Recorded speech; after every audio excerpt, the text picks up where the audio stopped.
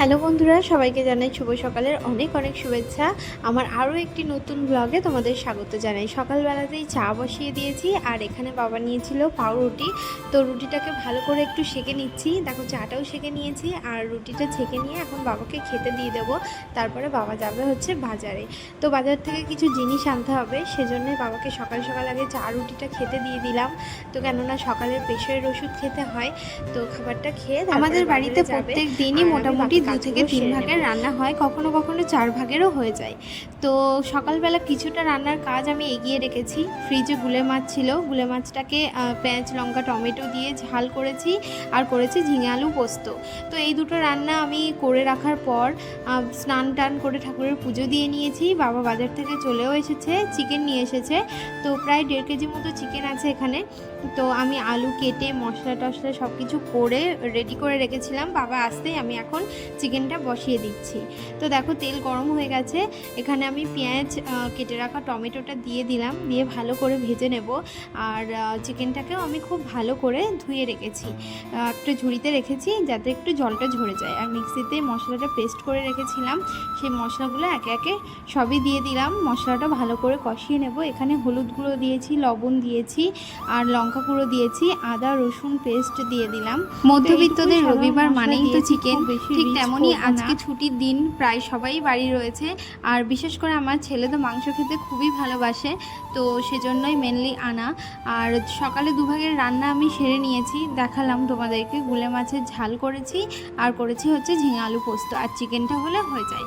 তো এই 3 ভাগের রান্না হচ্ছে আজকে। তোমরা কে কী রান্না করলে আজকে অবশ্যই জানাতে ভুলো না কমেন্টে। দেখো, মশলাটা আমি খুব ভালো করে কষিয়ে নিয়েছি আর মশলাটা থেকে তেল ছাড়তেও শুরু করে দিয়েছে। এখন ভালো করে ধুয়ে রাখা চিকেনগুলোকে মশলার মধ্যে দিয়ে আমি ভালো করে কষিয়ে নেব।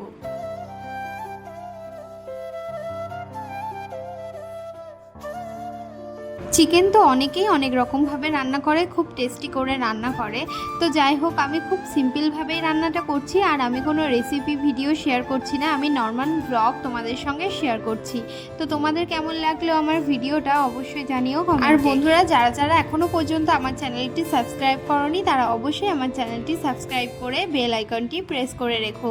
তো দেখো, এখানে চিকেনটাকে মশলার সঙ্গে ভালো করে কষিয়ে নেওয়ার পর এখন ভেজে রাখা আলুগুলো আমি দিয়ে আবারও ভালো করে। আমার মা বলেন যে চিকেন যত বেশি করে কষানো হবে, যত ভালোভাবে কষানো হবে, ততই কিন্তু চিকেনের স্বাদ দ্বিগুণ হবে। তো ভালোভাবে চিকেনটা কষিয়ে নিয়ে দেখো, একটু ঢাকা চাপা দিয়ে রেখেছিলাম কিছুক্ষণের জন্য। আর এখন ঢাকনাটা খুলে নেওয়ার পর দেখো কত সুন্দর তেল ছাড়িয়ে এসছে চিকেনটা থেকে। আবারও একটু নেড়ে চেড়ে দেবো, কেননা না হলে তলা ধরে যেতে পারে।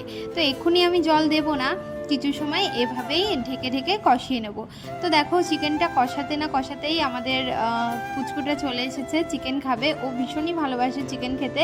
তো বাটি নিয়ে বেশ অনেক সময়ই দাঁড়িয়ে ছিল, তো যেহেতু সিদ্ধ হয়নি সেই জন্য ওকে দিতে পারছিলাম না। তো দেখো, এখানে আমি জল অ্যাড করে দিয়েছি পরিমাণ মতো। তো চিকেনটা ভালোভাবে ফুটে যাওয়ার পর আমি গ্যাসটা বন্ধ করে দিয়েছি আর এখন দিয়ে দিচ্ছি শাহি গরম মশলা। তো চিকেনটা আমার প্রায় কমপ্লিট হয়ে গেছে। তো এবার হচ্ছে গরম মশলা দিয়ে কিছুক্ষণের জন্য ঢেকে রেখে দেবো। এরপরে রান্নাঘরের যাবতীয় কাজ যা কিছু আছে, বাসন মাজা থেকে শুরু করে সব কাজগুলো করে নেব। আর তারপরে ছেলেকে স্নান করাতে হবে, আরও অন্যান্য অনেক কাজ আছে, সেই কাজগুলো করে তারপরে ফিরছি। তো দেখো, আমি চলে এসেছি। দুপুরবেলা সবাইকে ভাত বেড়ে দেবো, সেজন্য প্রথমেই শশা। আর দেখো, আমি এখানে ভাতও বেড়ে নিয়েছি। পাতে শশা দিয়ে দিলাম প্রথমে, তারপরে যে গুলে মাছের ঝালটা করেছিলাম সেই গুলে মাছের ঝাল দিলাম, তারপরে দিচ্ছি ঝিঙে আলু পোস্ত।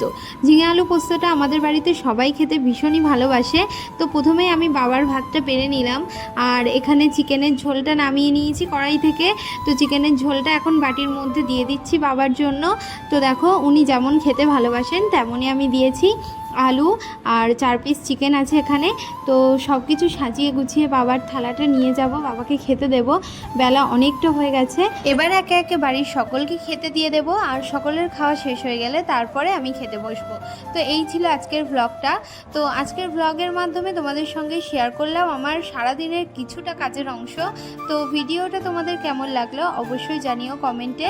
আর সবাই সুস্থ থেকো, ভালো থেকো। দেখা হবে আবারও অন্য কোনো ব্লগ ভিডিওর সঙ্গে।